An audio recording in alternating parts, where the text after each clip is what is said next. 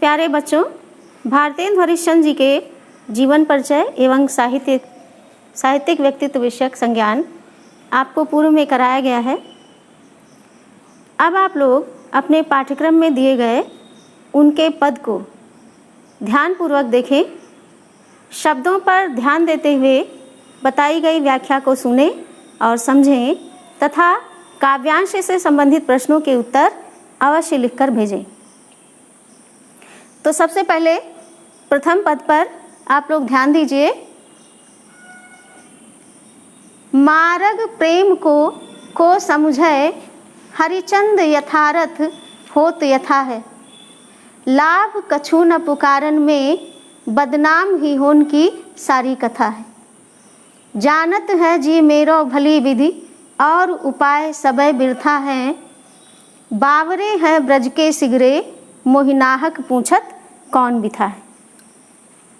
इस पद में आए हुए कठिन शब्दों के अर्थ आप लोग सबसे पहले ध्यान से सुने।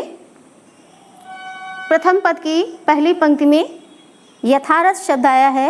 यथार्थ अर्थात यथार्थ यानी वास्तविक।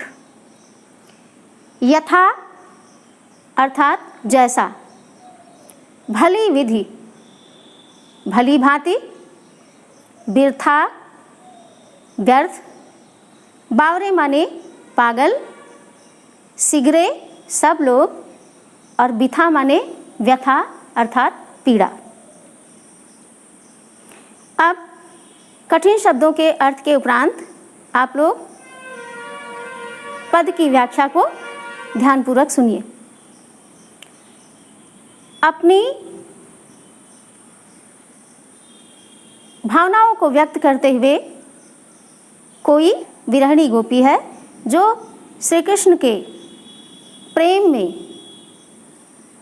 पीड़ा को प्राप्त कर रही है और अपनी स्थिति का वर्णन करते हुए प्रेम के मार्ग के संबंध में अपनी भावनाओं को व्यक्त कर रही है। मारग प्रेम को समझे हरिचंद यथारथ होत यथा है। विरहिणी नायिका अपने हृदय की स्थिति को, अपने मन स्थिति को किसी के सामने व्यक्त नहीं कर पा रही है। उसकी दीनहीन दशा को देखकर ब्रज के लोग उसकी पीड़ा के संबंध में जानने की जिज्ञासा व्यक्त करते हैं, किंतु उनकी बातों का कोई उत्तर देने में वह स्वयं को असमर्थ पाती है। इस प्रकार से वह नायिका अपनी मानसिक स्थिति का विश्लेषण करते हुए कह रही है कि मार्ग प्रेम को समझे, अर्थात प्रेम के मार्ग को भला कौन समझ सकता है। हरिचंद यथारथ होत यथा। प्रेम के मार्ग को कौन समझ सकता है। वास्तव में प्रेम के स्वरूप और प्रेम मार्ग को कोई बिरला ही समझ सकता है। लाभ कछु न पुकारन में बदनाम ही होन की सारी कथा है।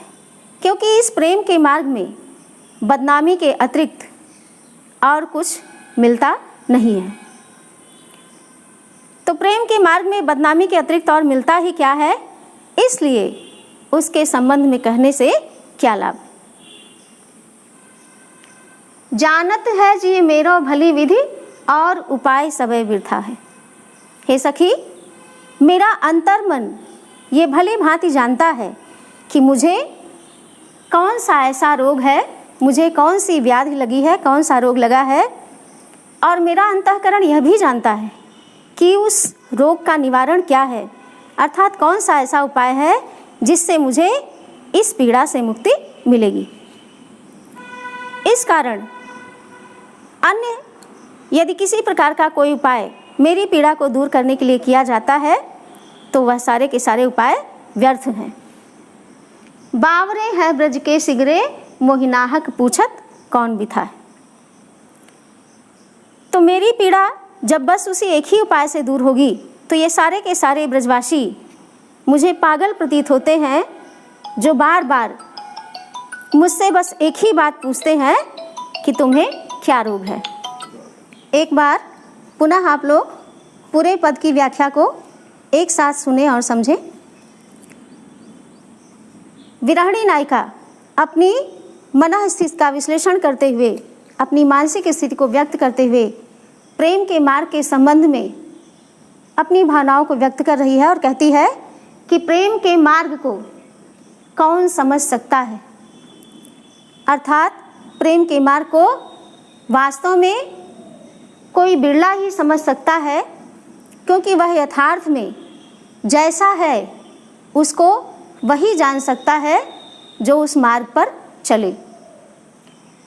इस प्रेम के मार्ग के संबंध में बदनामी के अतिरिक्त, अपयश के अतिरिक्त और मिलता ही क्या है, किंतु उस बदनामी के संबंध में कहने से क्या लाभ,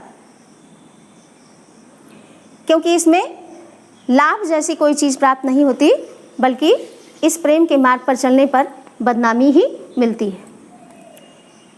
आगे अपनी मानसिक स्थिति को व्यक्त करते हुए अपने अंतःकरण की पीड़ा और उसके निवारण के उपाय के संबंध में व्यक्त करते हुए वह नायिका कहती है कि हे सखी, मेरा अंतर्मन ये भली भांति जानता है कि मेरी पीड़ा को दूर करने के लिए अन्य कोई भी उपाय यदि किया जाए तो वह व्यर्थ ही सिद्ध होगा, क्योंकि मेरा मन ये स्वयं जानता है कि कौन सा ऐसा उपाय है जिससे मेरी यह पीड़ा दूर हो सकेगी, मुझे इस पीड़ा से मुक्ति मिलेगी। इस कारण किसी अन्य द्वारा किए गए अन्य सभी उपाय इस संबंध में व्यर्थ हैं। मेरी पीड़ा तो बस उसी एक ही उपाय से दूर होगी कि जिसके प्रति मेरे हृदय में प्रेम है, उसी को देख लेने से, उसी के दर्शन मात्र से मेरी पीड़ा दूर होगी।